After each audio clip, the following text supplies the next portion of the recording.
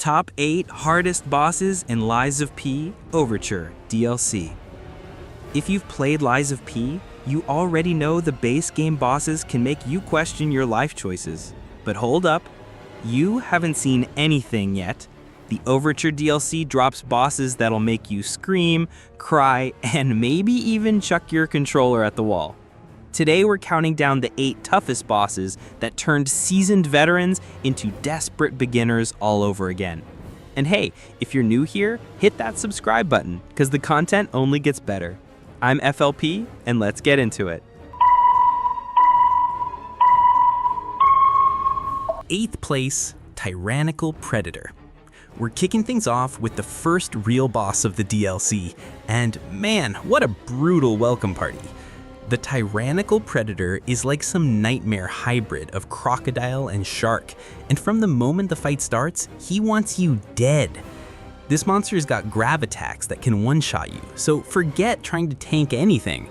His movement is totally unpredictable. He can sit still like a statue, then suddenly explode into a devastating combo that'll leave you wondering what just happened.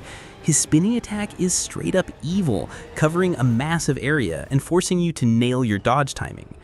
On top of that, he uses the environment against you, knocking down obstacles and turning the arena into a minefield. A lot of players underestimate him since he's just the first boss, but he sets the tone for the pain train that follows.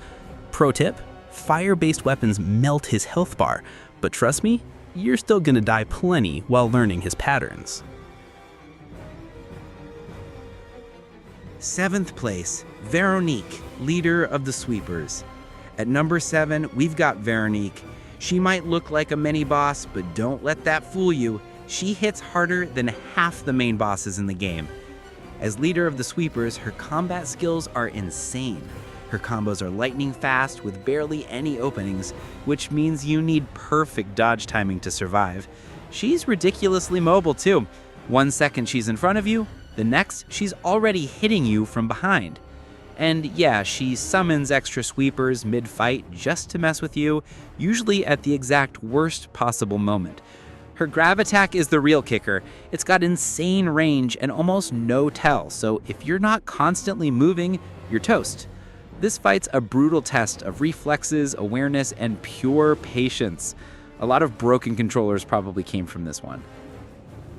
6th place, Two-Faced Overseer. Sliding into 6th place is one of the most mentally draining bosses in the whole DLC. The Two-Faced Overseer isn't just about reflexes, it's about stamina, patience, and not losing your mind. His HP bar feels endless, and your hits barely scratch him, which makes the fight feel like an uphill battle from start to finish. He's slow, but if he tags you twice, you're probably done. The nightmare really begins once he powers up. Suddenly the pace goes from manageable to relentless. He starts spamming heavy attacks that shred your guard and can stun-lock you into oblivion. The only way through is perfect parries and smart grindstone usage to break his guard before he breaks your spirit. Most people don't lose to him because they lack skill, they just burn out. But when you finally take him down, that sense of victory is unmatched. 5th place, Pre-Metamorphic Green Hunter. At number 5, we've got the Green Hunter, and this guy is pure nightmare fuel. He's the type of boss that makes you question the rules of Lies of P combat. His most hated mechanic? He can heal mid-fight. Imagine spending 5 minutes chipping him down, only for him to regain half his health in seconds. Brutal. And if that's not enough, he can burrow underground, vanish completely, and then pop up out of nowhere for insane surprise attacks. While he's down there, you're basically stuck in this tense guessing game, waiting, bracing, sweating, not knowing where he'll strike from next. His rush attacks are lightning fast and punish even a second of hesitation. Between his healing, underground ambushes, and insane speed, this fight is about constant pressure while somehow staying defensive at the same time. Most players crack under the stress before they figure him out.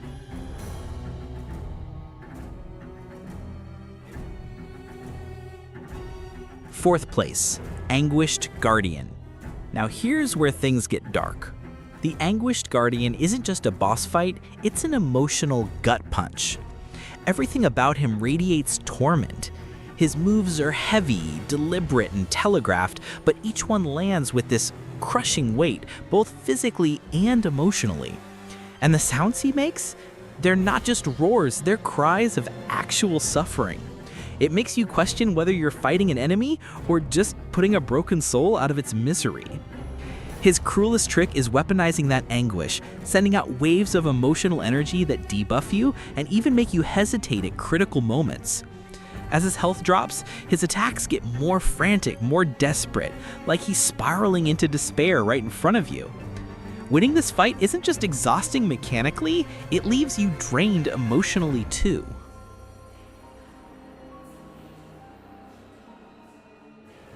Third place, Marchiona, Puppeteer of Death. Our bronze medal goes to Marchiona, and honestly, she might be the most technically demanding fight in the DLC. Phase 1, she hides behind an army of smaller puppets, forcing you to split attention between her and coordinated puppet attacks. It's chaos. Her magic combos are nasty too, chaining together spells in ways that feel impossible to dodge without pixel-perfect positioning. But Phase 2 flips everything on its head. She ditches the puppets and goes full-on berserker. Suddenly she's faster, deadlier, and way more aggressive.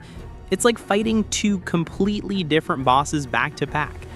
Her fight is basically a masterclass in boss design. Complex, overwhelming, but also so brilliantly put together that you can't help but respect it, even as you're screaming at your TV.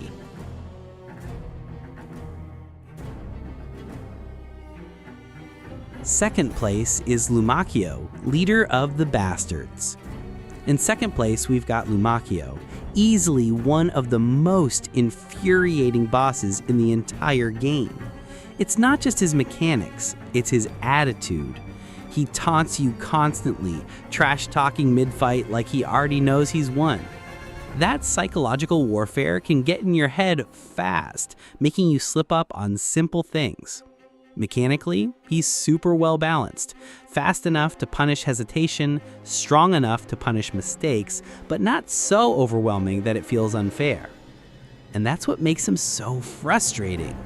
You know what you should be doing, you know the strategy, firearms, backstabs, shot put, they all work, but pulling it off under his non-stop pressure, that's another story.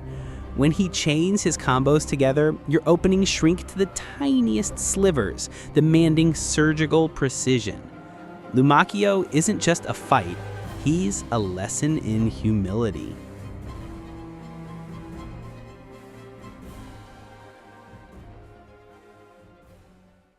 First place, Arlecchino, the Blood Artist. And finally, the number one nightmare of the Overture DLC, Arlecchino, the Blood Artist.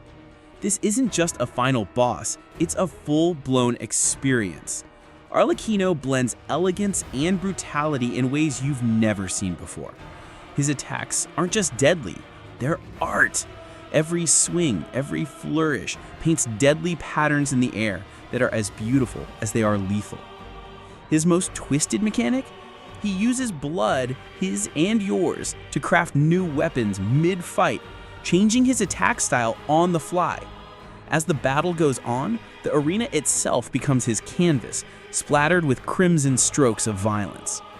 By the final phase, he's literally painting attacks into existence, projectiles shaped like blood-soaked brushstrokes flying at you in deadly arcs. His combos are so fast, so fluid, it feels less like a fight and more like surviving a macabre ballet. Defeating him isn't just a victory. It's something you experience, something you remember long after the credits roll. So, what do you think? Did these bosses break you too? Personally, Arlecchino had me questioning my sanity for 3 days straight. Lies of P Overture absolutely delivered the kind of challenge fans were begging for, with every boss being its own unique, unforgettable nightmare. Let me know down in the comments. Which one do you think is the hardest? Do you agree with this list, or did I snub your personal nemesis? And hey, if you made it this far, smash that like button. It really helps the channel. Don't forget to subscribe and ring that bell so you don't miss what's next. And if you're still struggling with these fights, I've got a video on the best builds for the DLC right here on screen. Go check it out. You'll thank me later. Thanks so much for watching. And remember, no matter how impossible it looks, there's always a way to win. Catch you next time.